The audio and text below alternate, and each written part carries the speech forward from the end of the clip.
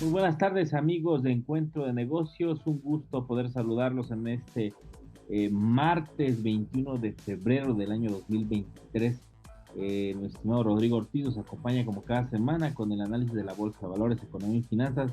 Estimado Rodrigo, un gusto saludarte en este pues maratónico febrero que se está yendo sumamente rápido y se está avanzando ya en este 2023. Muy buenas tardes, mi estimado Brian. Un gusto una vez más poder estar aquí contigo. Estimado Rodrigo, pues bueno, ya está poco a poco avanzando el año. Es interesante cómo pues el año se está yendo muy rápido, pues ya casi llegamos al mes de febrero. Platícanos cómo se está comportando el mercado. Hay noticias muy interesantes sobre lo que se ha acontecido durante la última semana. Así es, mi estimado Brian, ha sido una semana muy volátil, ha tenido bajas, subidas interesantes. Algo que aquí nos afecta es que el día de ayer lunes pues, fue feriado en los Estados Unidos, entonces no tenemos tanta noticia del lunes, pero sí tenemos bastantes noticias de lo que pasó en la semana, estimado. Empezando por la cuestión de que tenemos resultados mixtos en Estados Unidos. El Standard & Poor's y el Dow Jones bajan por estas subidas y bajadas que les comento. Y en México tuvimos una muy buena semana, una semana con muy fuertes, una ganancia muy buena, arriba del 1.5%, entonces fue una muy buena semana. Y aquí, estimado, fue impulsado en México por una noticia que da FEMSA, una de las principales empresas mexicanas, con la venta de unas acciones de Heineken, de la cervecería, de un trato que se hizo cuando se vendió la cervecería Cuauhtémoc. Entonces tenían ahí una posición, las vendieron. Vamos a platicar un poquito más a detalle adelante de esto, pero esta noticia impulsa en gran medida el mercado mexicano, y en Estados Unidos pues estamos hablando de un mercado un poco más que está en espera porque habla Powell, hay diferentes noticias y demás, entonces no saben si van a tener recesión, si van a tener recesión, entonces el mercado está un poquito en espera de ver qué pasa más allá, estimado. Entonces, pasando un poco hacia acá, pues en Estados Unidos tuvimos la inflación, 6.4%, la cual es menor de lo esperado, pero lo seguimos diciendo. Es una inflación por encima del objetivo, entonces como el objetivo es 2%, y por estar por encima, pues al final se complica un poco en ese sentido, o sea, no que malamente, a lo mejor yo lo he platicado y lo vi de esta manera, como ya empieza la inflación a ser menor que su pico, pues podría haber los recortes de tasa, lo cual pues es un error, porque los recortes de tasa no van a llegar hasta que la inflación llegue al objetivo, y entonces lo hemos platicado que Banco de México, que ha sacado sus minutas y demás, igual que en Estados Unidos, pues ya ven este objetivo llegando por allá de mediados o ya más cercano a la parte final del 2024.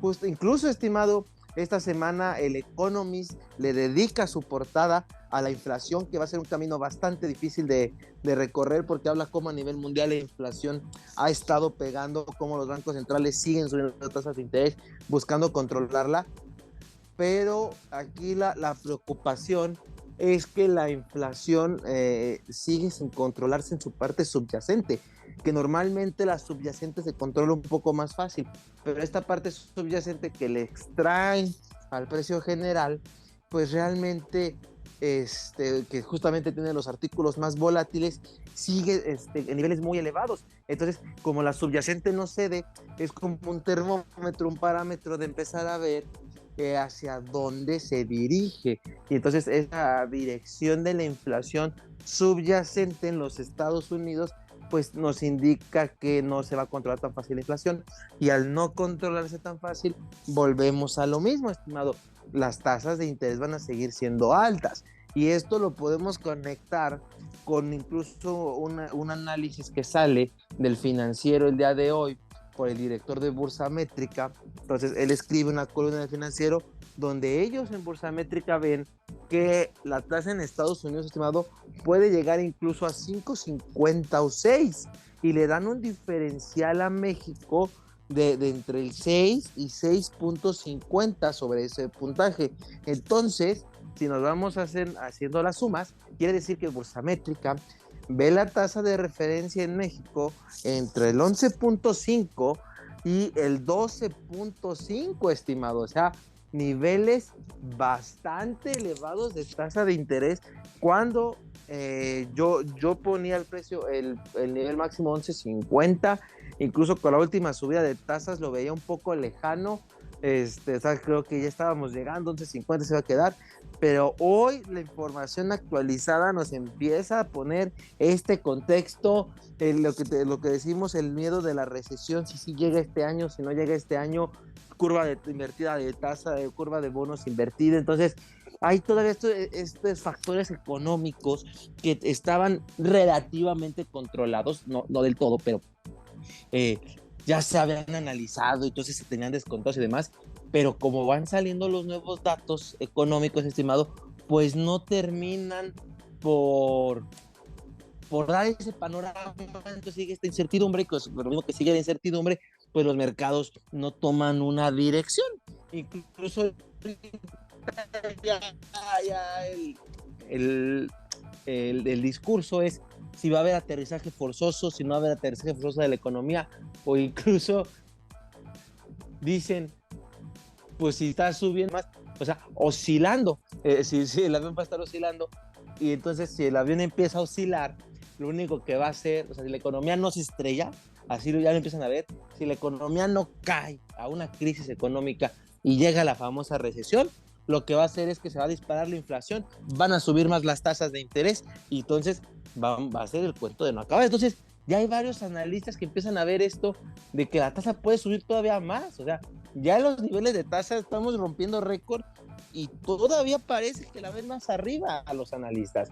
Entonces, hay que esperar a ver qué hace la Fed. Hay que recordar que la semana pasada lo platicamos, donde Powell dijo que no importa, no le importa seguir subiendo la tasa de interés.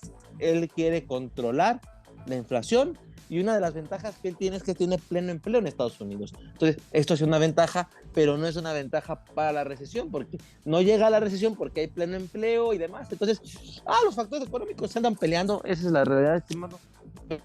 Se trasladó al mercado y por eso tuvimos resultados mixtos y en espera de ver demás, empiezan a cambiar un poco las variables a las que empezábamos a ver a inicio del año, estimado. Así, estimado, es algo interesante, las tasas no van a dejar de subir. Lo decíamos la semana pasada, la Reserva Federal de los Estados Unidos lo anunciaba, no va a parar su política económica de subir las tasas de interés y seguramente otros bancos centrales continuarán con esta misma política de subir la tasa de interés.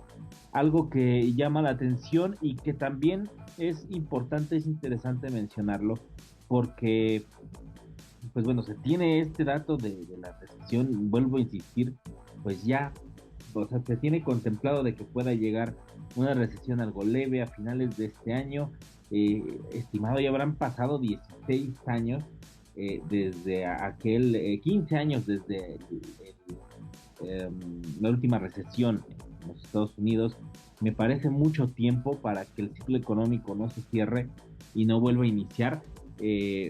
Yo hasta sí me podría atrever a decir que es algo antiteórico a lo que hemos visto. O sea, se me hace demasiado el tiempo que ha transcurrido y más también por el hecho de que la economía ha sufrido golpes severos durante todo este tiempo, que después de la última recesión y que no han hecho que la economía pues caiga en decrecimiento. Eso es lo que llama muchísimo la atención, que la economía mundial no exista algo que haga que reviente, y como lo hemos dicho aquí, o va a ser un efecto muy muy leve, o va a haber una pequeña burbuja que estalle y que simplemente tenga este efecto, se rompa la parte del ciclo económico, se cierre y que vuelva a iniciar de manera rápida, o verdaderamente va a ser un tsunami que no esperamos y que está oculto de algo que tal vez es parte de la consecuencia de todo lo que hemos vivido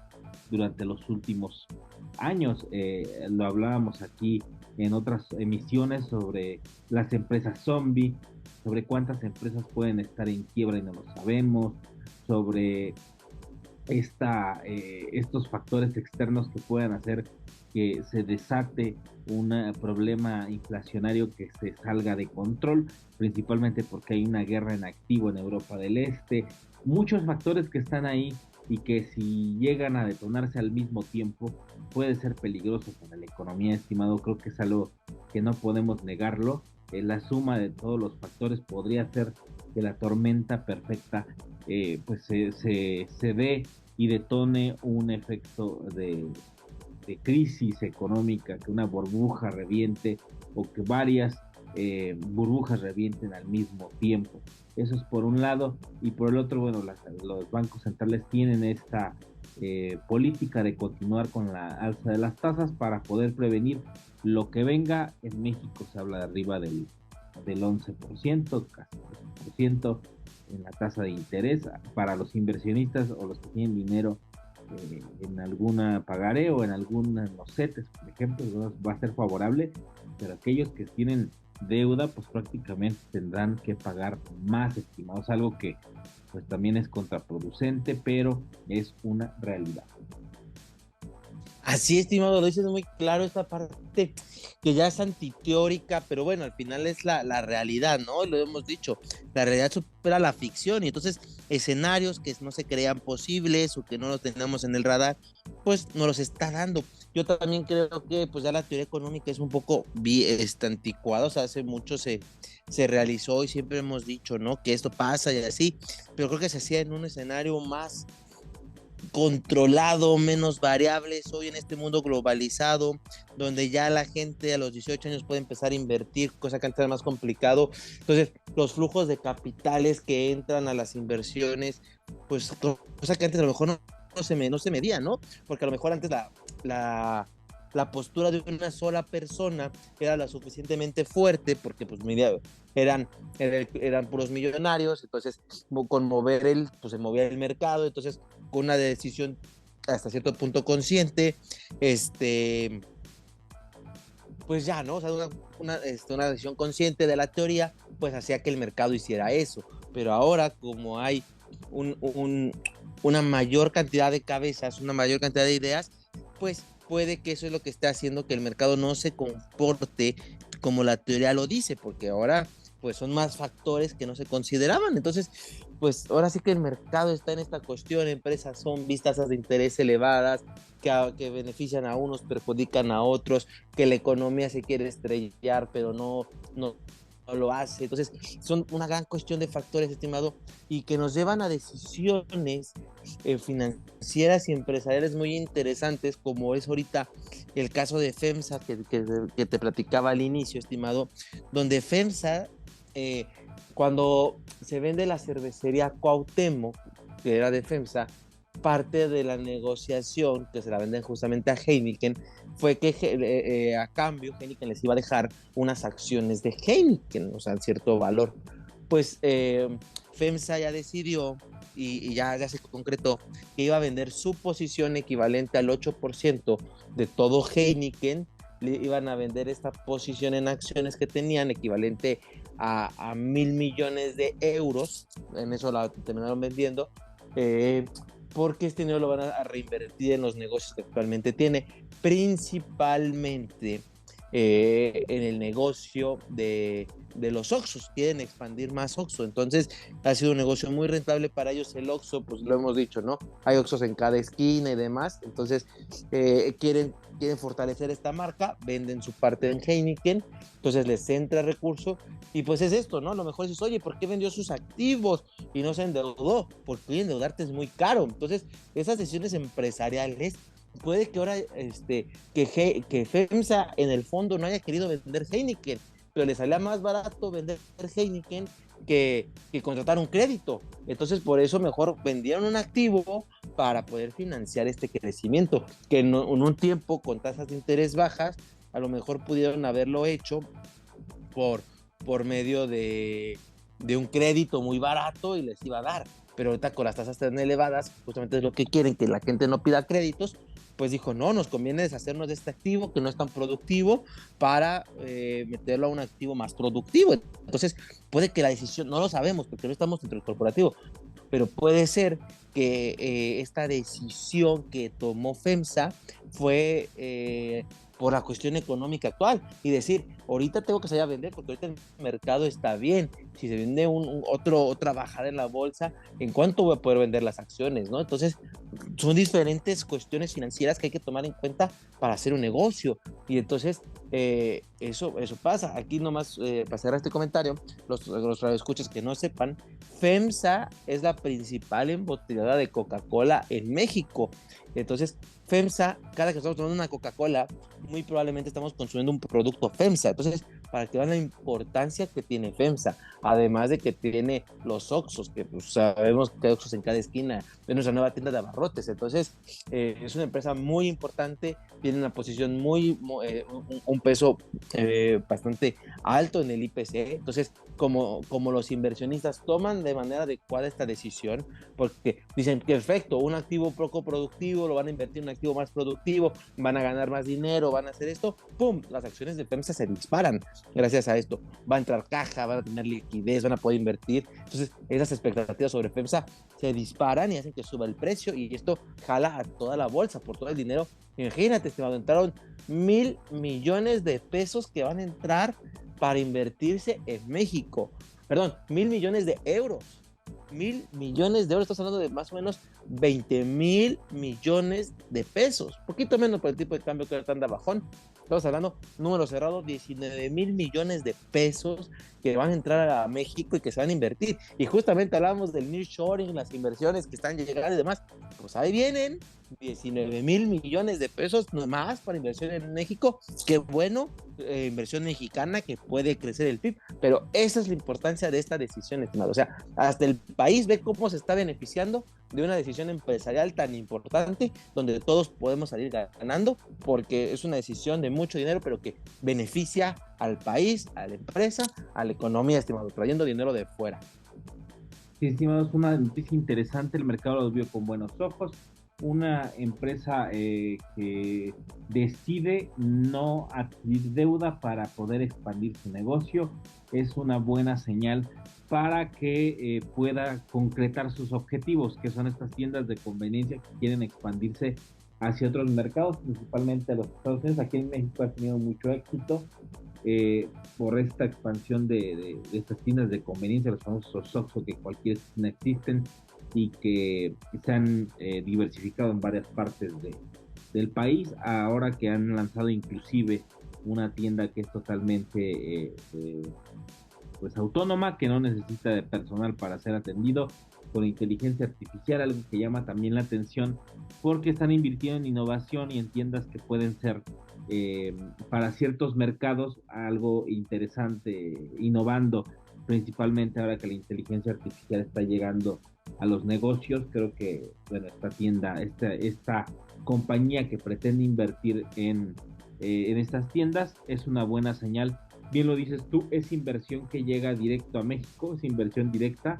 Cuando se venden estas acciones, prácticamente es dinero que se le va a inyectar al país en no solamente crear nuevas tiendas aquí, también en llevar inversión a otro lugar, pero creo que viene de la mano con todo esto que se está dando de poder invertir en momentos en los que vemos hacia afuera o vemos a otros países donde están buscando alternativas para sortear una posible recesión y vemos que México le está yendo bien en la cuestión de que la inversión sigue llegando a México, llama la atención mucho el próximo anuncio de Tesla también de la llegada de sus eh, fábricas que llegan aquí en el nearshoring, que bien lo decías tú, sus fábricas van a instalarse en México por alejarse, como lo decíamos en algún momento, del mercado asiático por la posibilidad o por lo que pueda suceder una expansión de un conflicto militar que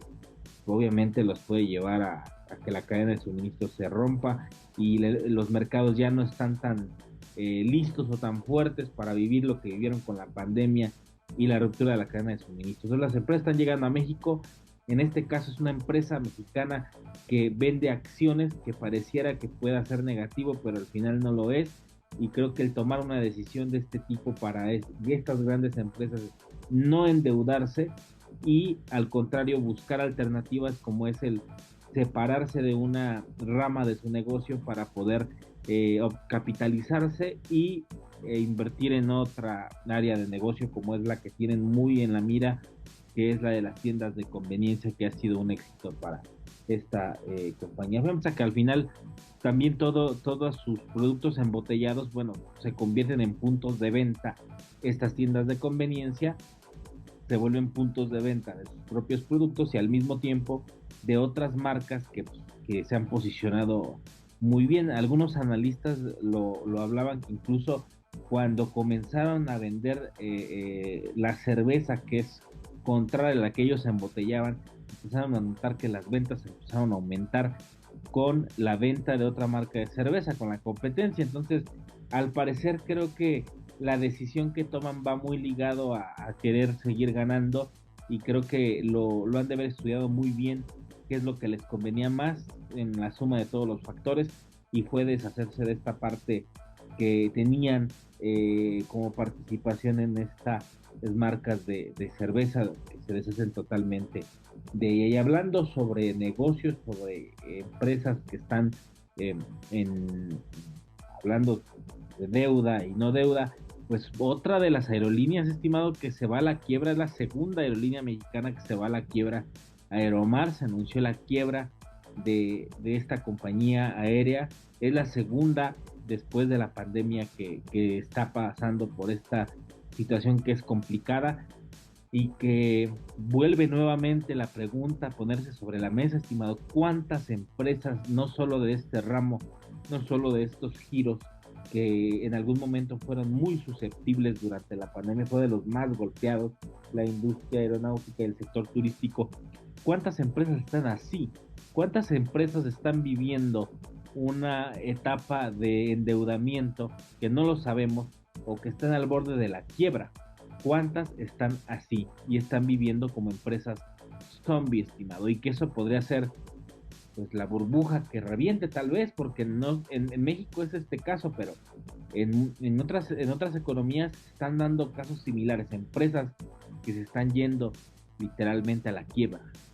Así es, estimado, lo dices muy bien. Es una cuestión tenemos por un lado un caso de éxito, una empresa muy buena que está invirtiendo, que busca expandirse lo demás, y otra como es Aeromar, que le debía mucho dinero al aeropuerto, no se lo pagó, entonces se va a quiebra y desaparece. Era una propuesta interesante porque eran vuelos baratos, aeronaves más económicas, entonces era una propuesta interesante, la verdad estaba bien, o sea, estaba interesante, pero pues no supieron hacer el negocio. Y eso fue la cuestión, que no supieron. Y pues como dices, se suma Interjet de estos aerolíneas que quiebran en la pandemia porque pues no vemos sus números, no sabemos qué está pasando. Y entonces las empresas, hay de dos, o crecen, evolucionan o se mueren. Y aquí tenemos en una semana los dos casos muy palpables, estimado. Así es, estimado, es una noticia pues compleja, porque bueno, vuelve, te digo, la pregunta sobre la mesa, ¿cuántas compañías están en este rubro, en este momento difícil y no lo están diciendo? Y va a llegar un punto en el que van a tener que aceptar que están pues en quiebra, que vivieron zombie durante algunos meses y ya no resisten literalmente lo que están viviendo y tienen que declararse en quiebra para poder rescatar algo o definitivamente ya no pueden operar y tienen que dejar de operar. Estimado, pues llegamos a la parte final del programa. ¿Algún último comentario? Sí, estimado, un comentario rápido, interesante. Se cumple un año de la guerra en Rusia y la cuestión económica está muy diferente a lo que esperábamos. Sigue la guerra, pero el precio del gas y el petróleo está por debajo de hace un año, de cuando empezó la guerra, a pesar de que tocó niveles sumamente elevados. El Standard & Poor's solo tuvo una baja ligera. Los mercados en Europa tienen ganancia en dólares y ligeras bajas en euros. Y entonces, lo que quiero decir es, la economía, a pesar de que está la guerra, los mercados no lo están sintiendo. O sea, estuvo esta etapa de de crisis donde cayeron y demás, el petróleo se disparó, pero hoy estamos como si nada hubiera pasado o si nada estuviera pasando, pero la guerra sigue, estimado, y los mercados ya lo descontaron y lo tienen al parecer fuera del radar. Lo que te digo, han seguido subiendo, el petróleo sigue bajando, aunque sigue la guerra. Entonces, ¿qué podemos decir? Un mundo raro estamos viendo en los mercados, estimado. Sí, estimado, un mundo al revés. En su momento inició la guerra, hace un año que inició la guerra en Ucrania, donde Rusia desplegó tropas hacia Ucrania. Hemos visto cómo Europa se ha movilizado, pues tal vez no con tropas directamente, pero sí al final con soldados disfrazados de famosos voluntarios, en una guerra que se ha hecho interminable. Pero hay que destacar algo, pareciera que esta guerra está como si no pasara nada, porque así le conviene a Occidente le conviene tener precios del petróleo bajos, precios del combustible bajos, no disparados, y que la guerra sigue, pero Europa le sigue comprando gas a los rusos, le sigue comprando petróleo, le quisieron regular el precio, y fue cuando hicieron enojar a Putin, se cerró la llave del gas. Después vieron que el efecto de la subida de los precios del petróleo era contraproducente, empezó a dispararse la inflación por esta toma de decisiones, y al final la guerra está, pero mientras no se toque el tema económico, Europa se mantiene y mantiene a Rusia con la guerra en ese estatus, sin tocar los intereses económicos, porque es lo que más podría dolerle a Europa y a los ciudadanos, como lo dijimos en algún momento. Si la inflación se dispara porque los precios de los combustibles se disparan, vamos a ver a la gente en las calles en Europa. Pero bueno, no ha sido así, porque bueno, Occidente así lo ha decidido. A Putin no lo hacen enojar con los energéticos, pero el día que toquen el tema de los energéticos va a ser un problema. Pues de esta forma llegamos a la parte final del programa, estimado Rodrigo. ¿Dónde te pueden encontrar en redes sociales? Estimado, estoy tanto en Facebook como Instagram como @Rodrigo Ortiz Consultor, ahí compartiéndole bastante información financiera, sobre todo tips y demás de finanzas personales. Ahí estamos en comunicación, estimado. Excelente, estimado. Pues nos escuchamos la próxima semana a través de Radio Nicolai. Muchas gracias. Y de esta forma llegamos a la parte final del programa. Le agradezco que haya estado con nosotros en una emisión más. Recuerde, puede seguirnos en redes sociales, búsquenos como Encuentro de Negocios, y también el podcast en todas las plataformas de música y streaming. Yo soy Brian Ramírez y nos escuchamos la próxima semana aquí a través del 104.3 de FM. Recuerden, somos el único programa especializado en temas de negocios de la ciudad. Hasta la próxima.